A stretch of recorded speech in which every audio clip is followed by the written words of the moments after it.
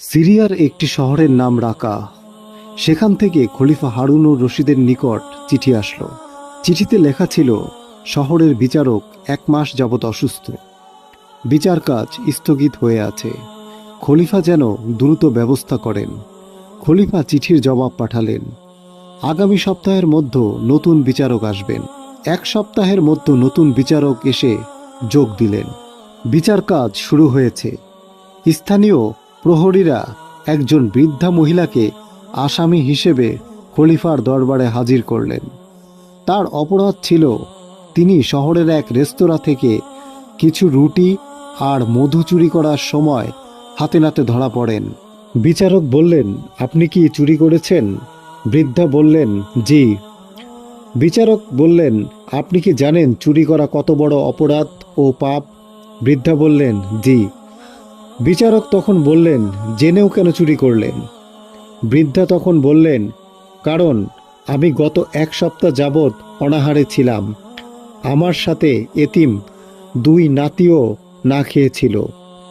ওদের ক্ষুধার্ত চেহারা ও কান্না আমি সহ্য করতে পারিনি, তাই বাধ্য হয়ে চুরি করেছি। আমার এছাড়া আর কোনো পথ ছিল না। বিচারক এবার পুরো দরবারে চোখ বুলালেন এবং বললেন, আগামীকাল যেন সমাজের গণ্যমান্য ব্যক্তিগণও এখানে উপস্থিত থাকেন, তখন এই বিচারের রায় দেওয়া হবে। পরদিন সকালে সবাই হাজির হলেন। বিচারকও যথাসময়ে উপস্থিত হয়ে রায় ঘোষণা করলেন। বৃদ্ধা মহিলার চুরির অপরাধ প্রমাণিত হওয়ায় 50টি চাবুক, 500 দিনার রৌপ্য মুদ্রার আর অনাদায়ে 1 বছর কারাদণ্ড দায়ের করা হলো। তবে অকপটে সত্য বলার কারণে হাত কাটা মাফ করা হলো। বিচারক প্রহরীকে চাবুক আনার নির্দেশ দিয়ে নিচেই নেমে ওই বৃদ্ধা মহিলার পাশাপাশি দাঁড়ালেন।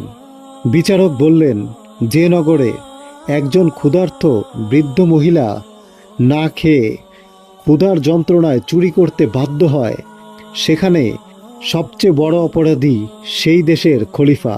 আর আমি এসেছি খলিফার প্রতিনিধি হয়ে। আমি যেহেতু তার অধীনে চাকরি করি, তাই 50টি চাবুকের 20টি আমার হাতে মারা হোক। আর এটাই হলো বিচারকের আদেশ। আদেশ যেন পালন করা হয় এবং বিচারক হিসেবে আমার উপর চাবুক মারতে যেন কোনো রকম করুণা বা দয়া দেখানো না হয়। বিচারক হাত বাড়িয়ে দিলেন। 2 হাতে পরপর 20টি চাবুক মারা হলো। চাবুকের আঘাতের ফলে হাত থেকে রক্ত গড়িয়ে পড়ছে। ওই অবস্থায় বিচারক পকেট থেকে একটি রুমাল বের করলেন। কেউ একজন বিচারকের হাত বাঁধার জন্য এগিয়ে গেলে বিচারক নিষেধ করলেন। এরপর বিচারক বললেন, যে শহরে নগর প্রধান, খাদ্য গুদাম প্রধান ও অন্যান্য সমাজের গণ্যমান্য ব্যক্তিরা একজন অভাবগ্রস্ত মহিলার ভরণ পোষণ করতে পারেন না, সেই নগরে তারাও অপরাধী।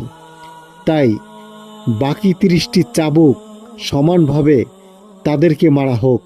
এরপর বিচারক নিজ পকেট থেকে বের করা রুমালের উপর 50টি রৌপ্য মুদ্রা রাখলেন।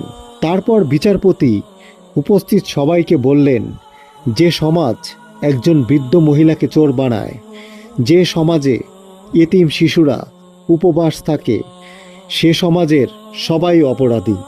তাই উপস্থিত সবাইকে বাকি 450টি রৌপ্য মুদ্রা জরিমানা করা হলো। এরপর মোট 500টি রৌপ্য মুদ্রা থেকে 100টি রৌপ্য মুদ্রা জরিমানা হিসেবে রেখে দেওয়া হলো। বাকি 400টি রৌপ্য মুদ্রা থেকে 20টি চুরি যাওয়া দোকানের মালিককে দেওয়া হলো। বাকি 380টি রৌপ্য মুদ্রা বৃদ্ধা মহিলাকে দিয়ে বললেন, এগুলো আপনার ভরণ পোষণের জন্য। আর আগামী মাসে আপনি খলিফা হারুনুর রশিদের দরবারে আসবেন। 1 মাস পরে বৃদ্ধা খলিফার দরবারে গিয়ে দেখেন, খলিফার আসনে বসা লোকটিকে চেনা চেনা মনে হচ্ছে। মহিলা ভয়ে ভয়ে খলিফার আসনের দিকে এগিয়ে যান। কাছে গিয়ে বুঝতে পারেন লোকটি সেদিনের সেই বিচারক।